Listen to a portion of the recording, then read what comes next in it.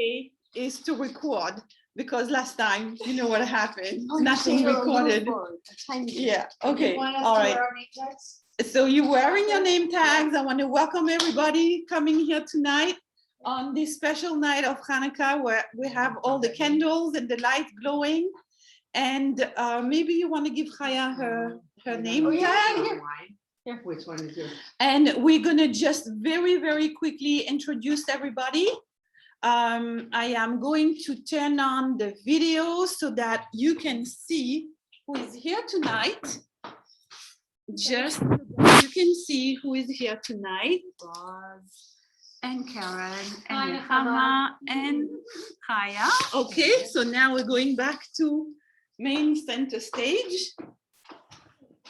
All right, so everybody knows each other? Yeah. No, Roz, okay. Chaya, Nechama, and Chaya. All right. Yes. So I want to first of all thank you very much for coming and taking the time. And we are starting on time, which is really, really great. The first thing that I want to say is like this. I wrote it down in my little paper here. I wrote, you cannot become yourself by yourself. You need support and need to support others. Don't be yourselves when you're not doing things alone. Get a power partner to unleash your potential in a bonded group. So what we are having here tonight is a group. We're not doing friendship. We're not doing like, even if you know each other, we're not talking about things that you know about each other. It's just about learning about ourselves, exploring who we are and connecting with ourselves. That's what the main focus of tonight, all right? So I want to just give a few rules to establish that so everybody knows that we're going to have a limited amount of time for sharing. So when we share, that's why the phone is on, is because we're going to use it as a timer actually. And I'm putting my airplane mode. Here we go. And the everybody, when somebody's sharing, of course, we're going to listen and we're going to be present and we're going to focus on the person who is sharing if they want to share. We do not have to give our opinions. We don't have to fix anything. We're here just for, if somebody's sharing, we listen. The job is not to offer suggestion or fix anything. So I want to make sure that we finish on time. So again, it's going to be limited. I apologize for that in advance. And I also want to explain the schedule of tonight. We're going to have an intention. Everybody's going to say what the intention that they have being here tonight.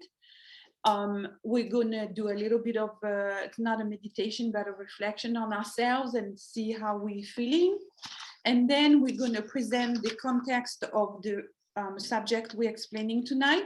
We'll share, we'll take time sharing. We'll have a little exercise and then we'll keep on going into figuring out how to integrate what we've learned about ourselves into our lives on a practical level. So the first part of the session, first of all, this session is the first one of a series of sessions where we're doing it in order. That's why I was going to choose another one, but I said, let's go for like a very mild type of situation here. Okay, so it's called, it's an activation of our personality around connection that is called modes of being. We are who we are, but in different times, different place, a different stage in life, different everything, we have different modes of being. We're going to explore that. And it's also about getting to know one of our archetypes and introducing them because we always need them. They are big helpers. So the first part of the session, we're going to explore the difference between introvert and extrovert and the way that people that are either introvert or extrovert find connection with themselves. All right.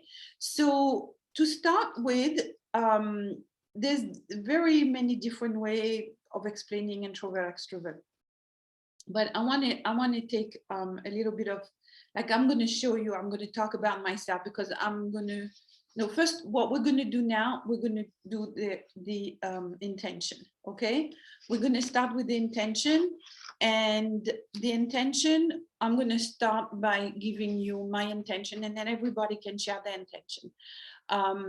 My intention tonight is to be fully present, to try to do my best for my friends to get the most out of it.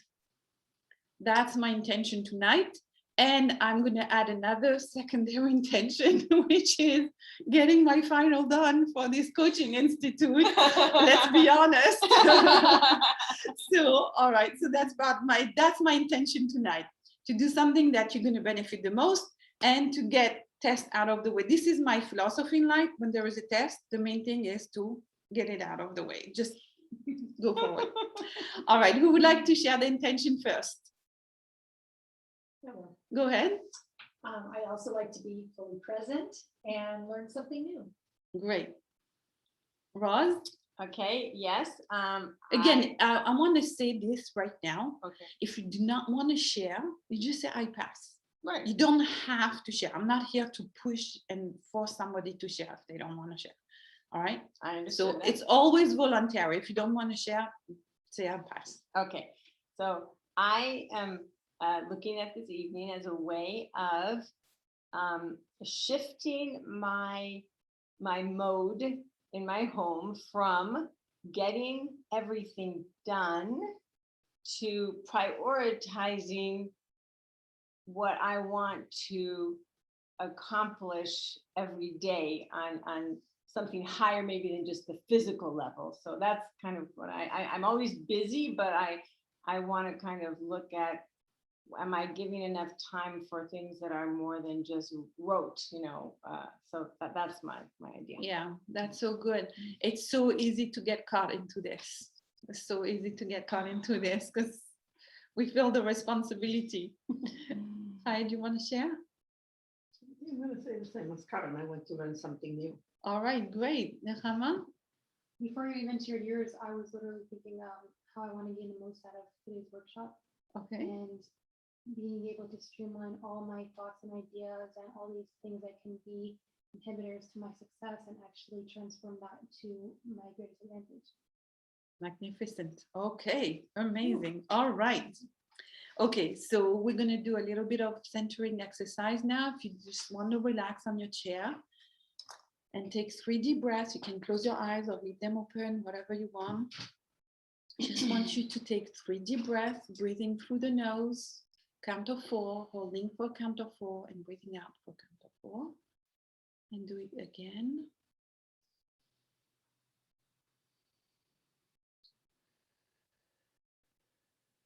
And as you're doing that, feel the air going through your nose.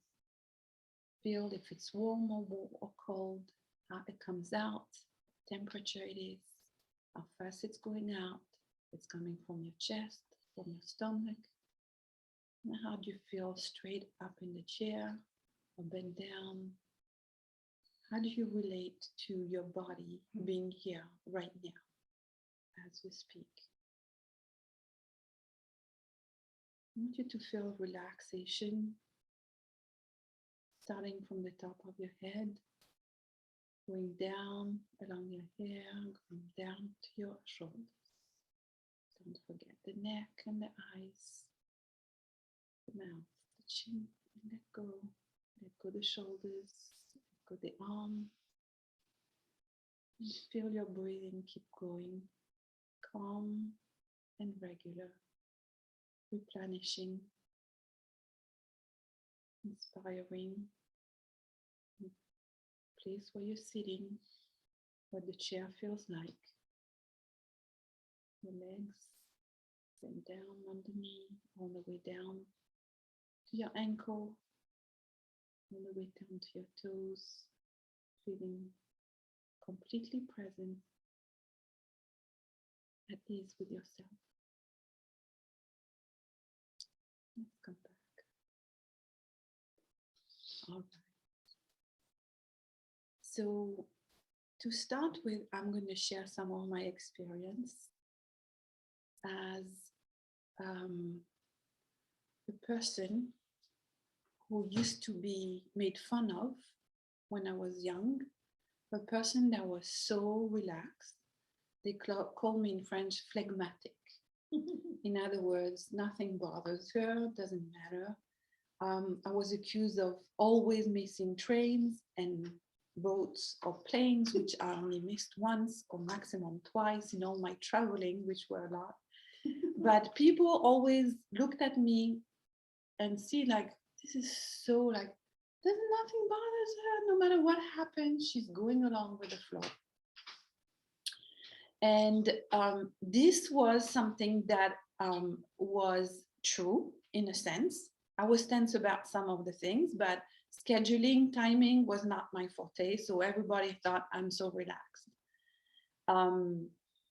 Then this was something where when I was young, I was sociable, but I was also spending a lot of time by myself.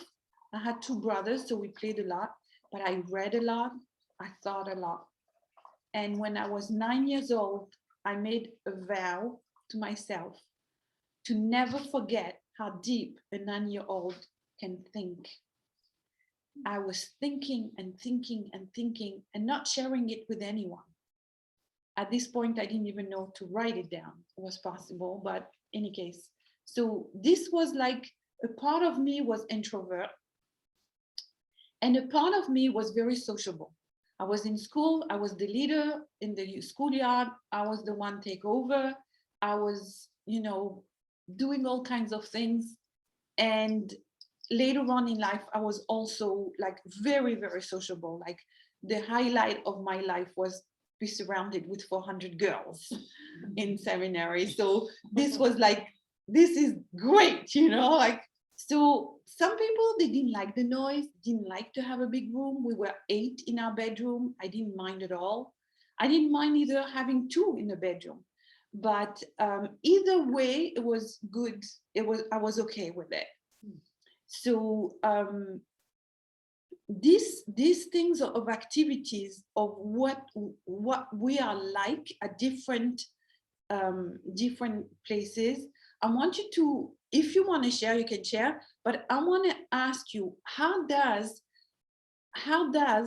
an introvert connect with themselves? Like I was thinking. That was, I was connecting with myself as an introvert, the introvert part of me. So I'm asking you now, how would an introvert relate to themselves? Raya. I don't know, I'm an introvert, but I'm not sure how do I relate to myself. I think I read, but reading is not relating to ourselves. Yes, it is. It is. Oh, okay. I tell you, when we read, usually there is a hero or there is a heroine, there's a person in that book that you're relating to. But it's to the person, not to, well, yeah. So whatever that person has, that's you are taking in. Right. And that's how you relate to yourself through the reading the book. Right. So reading, That's what right. else? So you're an official introvert. Are you labeling official introvert? Yeah, people Okay. don't believe me, but I am. Okay. Really being by myself, listening to sharing. Listening to lectures, great. Yeah. But in that you relate to yourself. When you Well, listen. I guess I wasn't doing consciously, but I guess, yeah. Yes. Yes. Yes. Nechama, how does introvert relate? What came across is through daily activities and seeing my reflection in everything that I do. So if I'm doing art, I can pinpoint myself and be aware of how the art that I'm creating is relating to who I am inside and my true self. Even doing dishes, the way I do it, how I do it, being mindful and intentional about it relates to how I do it, because the way I do it's not really the same as someone else doing it. Excellent. Yes. It is true. This is so true. The way you do things is your own personal way. And so if you appreciate that, And I think that's going to be great for Ross, because as you do things a certain way, right? That is very personal. That's Go ahead, Karen. I'm not sure if I understand the question. How do you have any part of you that is introvert? Yes. Yes. Yes, So how definitely. does the introvert relate to So themselves? I was trying to think of examples. When you said you were a thinker as a child, so I never thought of myself as a thinker.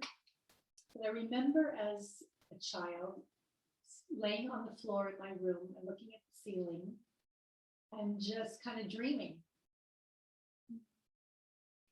Yes. I remember loving to rearrange my room. I'd pull the curtains back, I'd move the dresser over. And also, And that's that when you do this kind of activity of rearranging your room, it's because it's pleasing you. That's how you're relating it to yourself. Yes. Okay. Yes. and then another example that popped into my mind that I hadn't thought of in ages, that most girls like to go shopping with a big group of girls. I always like to shop by myself. It's I you love it. and I what talk you to like. myself, and I could not. I would be annoyed by going with other people. Very good. Very good. Well, I'm really happy that this popped out. Sometimes when we start thinking about something, the thing pop up that we never thought about, even though we knew it, but it pops out now. Rose, what about? That's an Amber Alert. All right. We'll probably all get them now. So. No, not everybody gets, no. Mine is No. off. No, not everybody gets the same Amber Alert. Thing is off, yeah. Oh, wow. No, that goes up the line. All right, let's see, Rose, how would you relate to yourself as the part of you that is an introvert? I know a part of me is because I am so into reading. Like I go into a certain like nirvana when I'm reading, you know, it's my treat to myself to read, and I just love that. So I know that part of me is an introvert, even though I do think I also have a part of me that's an extrovert, and I do get energized by people, which I know that is an extrovert, but I get so much from my reading that I know that's an important part of me too. Great, great, very nice. Okay, so now I would want to ask you how somebody who's an introvert is in a big group, they can lose their sense of themselves. So for example, Karen was giving the example when she would go shopping, she didn't want to go shopping with other people because then she'd lose herself. Where do you feel this as the part of the introverts? Where do you feel like you're losing yourself? I agree with that example, actually. I don't like to go with other people. I'm pretty much Shopping. like to go by myself. Shopping. Well, I go with you sometimes, but usually I like to go by myself. Shopping. Yeah. What about Haya? When you're in a big group of people, what gets to you? The noise. The noise. I can stand it. And I cannot hear what everyone is saying because there's so much noise that I just shut myself down because I cannot hear what's going on. You feel like you have to follow everyone and it's just Not I impossible. have So to, many. but even if I want to follow a conversation, there's so many conversations going on. I just can't. Like sensory overload. Yeah, Right? That's right. Exactly. Nehama, how would that affect you if you're in the part of you that is introvert and you're going to a big group or a big crowd?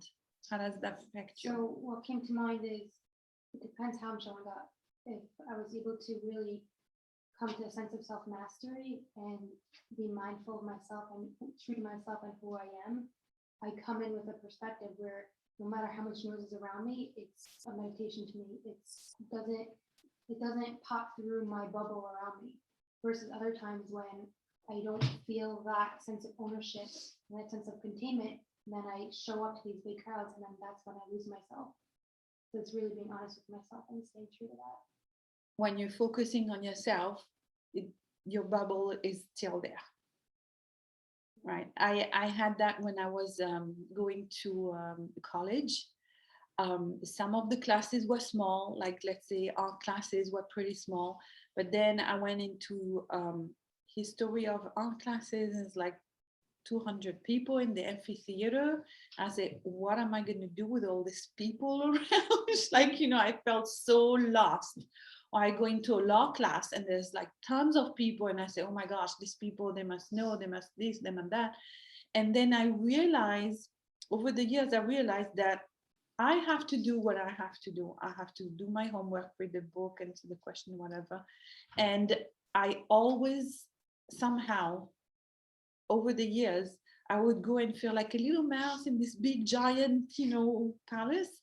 And then by the end of a semester, I was like, I'm the best student. I answer the question. I'm not the teacher's pet, but close to it sometimes, because I did what I did. And then a lot of people fall off.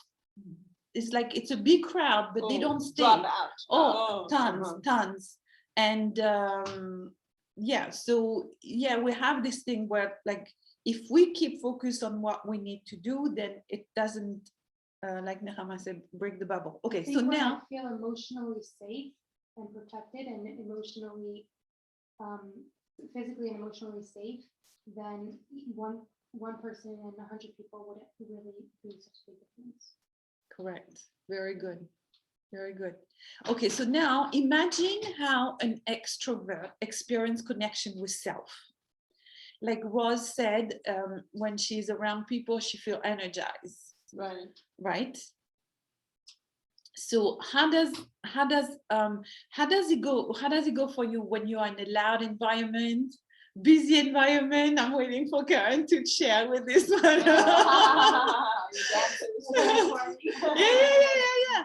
Because we do get energized as the extrovert part of us does get energized from the group. And like when we're here and we're a group and we're not alone and we share and we want to learn, it gives more energy to the learning than if you're by yourself reading a book about it. So Rose, how does being around people energize and gives connection with yourself? So like, I guess Shabbos is my main time when I have a lot of company and I'm entertaining, and I just, it kind of reinforces that all the time I spend getting ready for Shabbos, it's very worthwhile, because I think it's very special when people can come. So I guess that's the main way for me. That's what I would say. You feel like you've been doing something very worthwhile. Right. That's so I right. might be very tired, at Erev Shabbos, I'm lighting candles, but then once I have the guests, I sort of get re-energized, because I see I'm happy I spent all that energy, and and I don't really feel worn out anymore once the guests come. Yeah. Beautiful. I can Karen. relate to that, totally. But also when I teach my classes, so I tell my ladies many times, thank you for coming, because if I didn't have to be here, I'd probably be home in my pajamas. The hardest part is getting there. And then once we start, and the music starts, and we start moving, and the people are there, the energy just reverberates. That's right.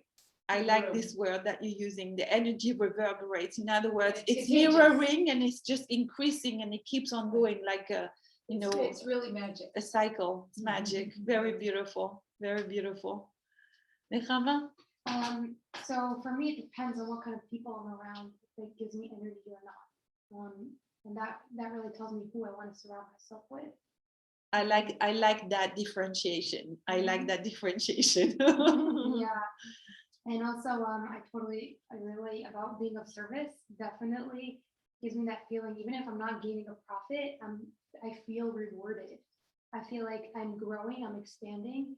And when I can trust people, when I'm extroverted and I can trust other people, it gives me more of a sense of ability to really open my mind and really expand my consciousness further, as opposed to being in myself. So there's that balance between the two, because once I'm extroverted, I usually find that I need to go inwards and meditate and really take. When what? What did you say? When I'm extroverted, I feel like I need to go back into myself. To rebalance. Yeah. Between the extrovert and the introvert. And you need to go internalize it. back from one to the other to Yeah. gain a balance. Yeah. Excellent.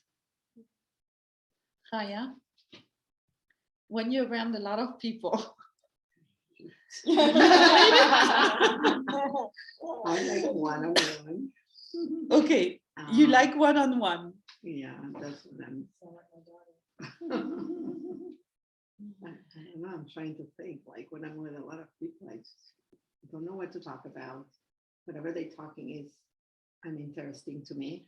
Normally, it's, a lot of things that don't interest me.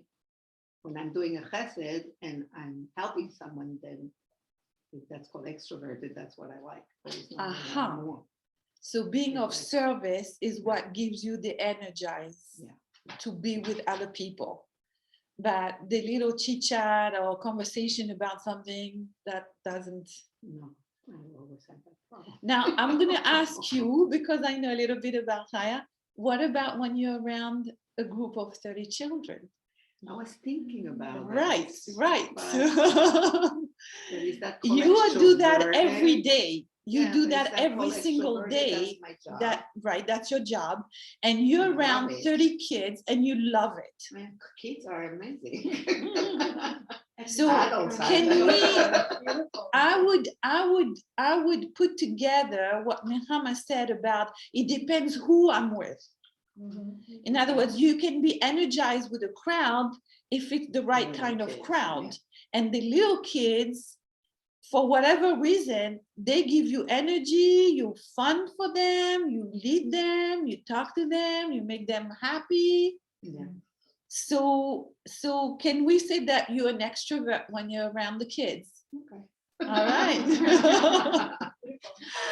Okay, and that's the way you find connection with yourself, that fun part of you, that let's go on the swing, or let's do this and let's do that, and to understand them where they are.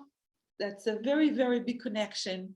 And as you connect with the children, you also connected with the child in you, the one wants to have fun, wants to learn. There's different. Okay, so that's very good, because everybody found a place where we found ourselves extroverted, introverted, and some place where we need to sometimes, hey, I'm finding a balance here. I also sometimes, if I spend the whole Shabbos, like from Friday night to Saturday, and from one thing to another, a group, another group, I feel like I haven't replenished myself. And so I also need this time of quietness in the middle of the whole thing. And doing the dishes, by the way, is a good connection. Like when everybody left and you spend 2 hours cleaning up, it's a connection. Okay, so the different stage we found ourselves in life always give fantastic opportunity for growth and change. And so we may find ourselves enjoying doing things alone more, and in opposition to previous preferences. And like you said, sometimes in the group you want to have quiet, sometimes you want to have more of interaction with people. So now we are entering a phase in life where we are enjoying thinking and learning about ourselves, knowing more about ourselves. So everybody shared experience, but I want to say that I want to give this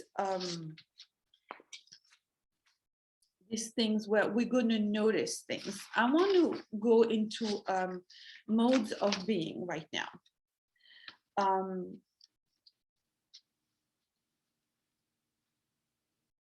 There is a way of discovering ourselves and recognize the way we are, not just introvert and extrovert, but the way that we operate in the past or even now, or that we will in the future. And this recognition frees us to explore which mode may brought us fulfillment in the past. And it brought us fulfillment in the past and we're missing it now, or it can open the way of discovering new modes, what we'd like to experience. So I'm going to give out the handout. If you want to pass it, everybody can have one. I'm also going to take one. And the first thing that we're going to do here, it's very important to recognize a pattern, okay? And when we notice a behavior, it's not just a behavior that we notice, but it's also an emotion. So I want you to look at the list, and this list is just a little bit of a list, but you can really have so many more. I want you to start thinking about describing your mode of being. So it could be that you're a connector, it could be you're not. Does that mean connect other people to each other? That you know, what does it mean to be a connector? Or you To be a connect with other people? connector means you're connecting with other people, Uh-huh. usually. To be creative, to be the problem solver.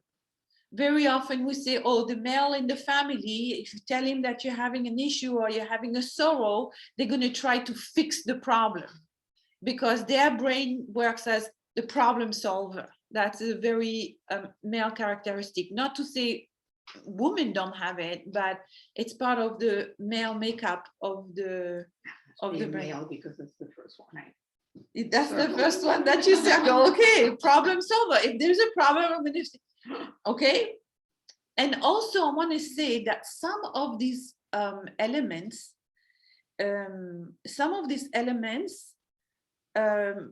let's say, are forced on us by circumstances. I was a pretty relaxed person. By the time I had 8 kids and feeding a family of 10 to 11 or 12 or 13 every day, my mode was like scary. It was scary how fast I would be doing things. I'd be moving so fast, like people didn't have a chance.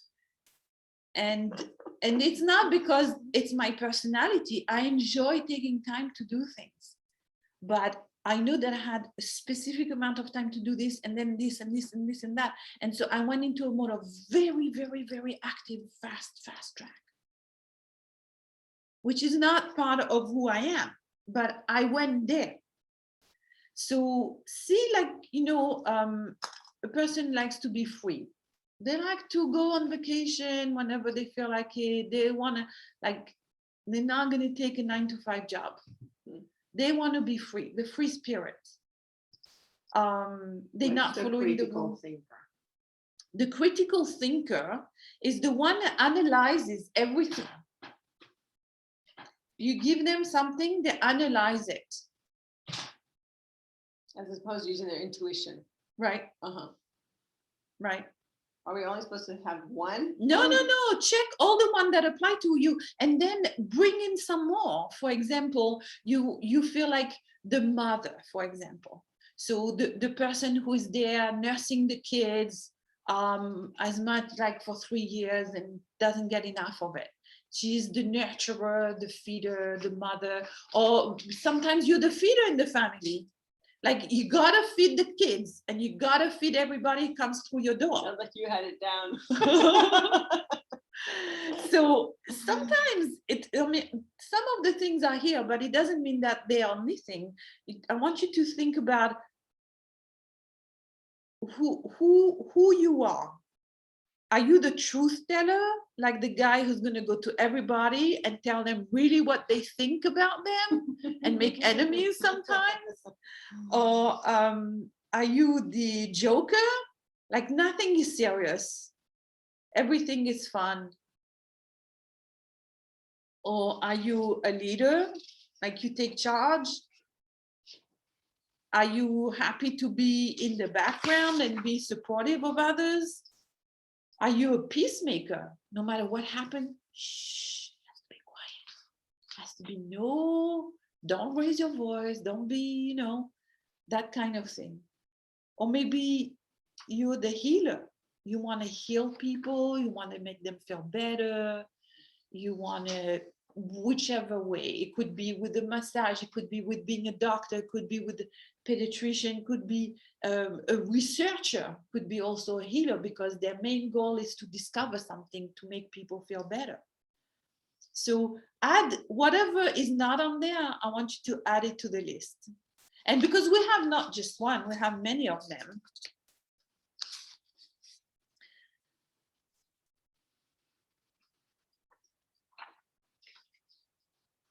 Are you a gardener? Every once in a while. it hits me. I go outside when and I know when it comes to me being a gardener is when I'm overloaded. I'll go to the front yard and start cutting the things. Um, I have a quick question. yeah.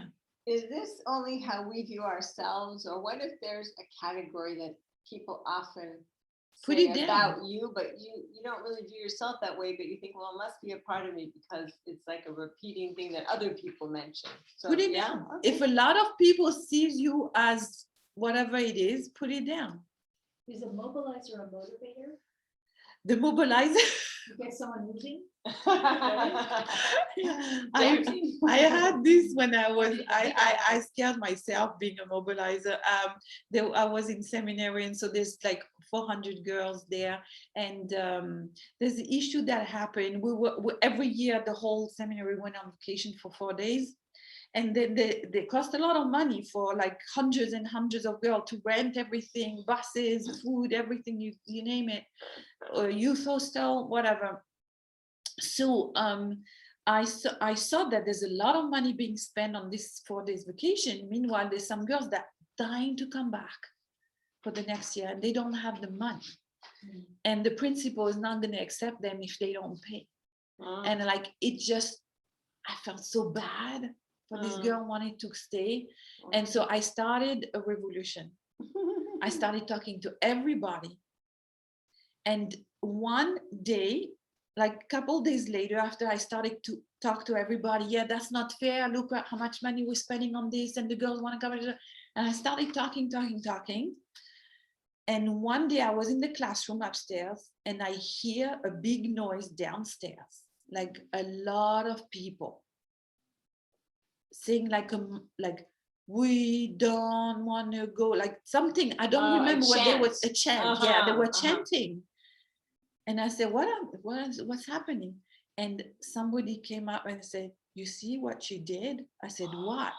Said, these girls are chanting. They're refusing to go on the vacation. They're there in front of the principal's office.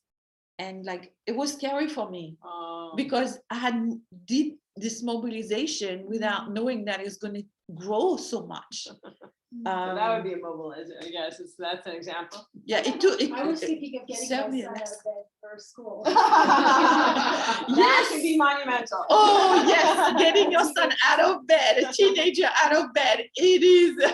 This is a big job as a mobilizer. But you can also see as somebody who is bothering someone, or you can say as a motherly concern. You can give yourself different names for that same action, because depending on your intentions. I literally feel like I'm all in my words. Like I came up with everything. That's right. That's right. We have very many different morbid. So I found myself that if I'm around family members, I go back to the little girl. Peacemaker or what? The little girl. The little girls having, aunts doting on her and cousin loving her and calling her a different name that you know me from. And I go into younger me. If I am in a different place, let's say I'm going to give an art therapy class and things like that, I'm a completely different mode. I'm in the teacher mode. And I want you to think what you did when you were little, because very often what you did when you were little talks a lot. Like when I was little, one of the favorite game, I had a close friend, who was teacher and student, and we would take turns. And we had the blackboard, and we had a little chair with a little desk and everything. Yeah. And so when you're a teacher, but what I saw that it was taking, that's the timer for the next Zoom. But when we're taking turns, and I see I love to teach and I love to learn, and we were taking turns. So I'm a learner. I love learning. I have to refrain myself from taking more classes, but I also love teaching. I just love to share what I've learned. All right, so I'm going to turn this off, and we're going to come back. And we're not finished, but I need to end this video to get the new video running. Oh, of course.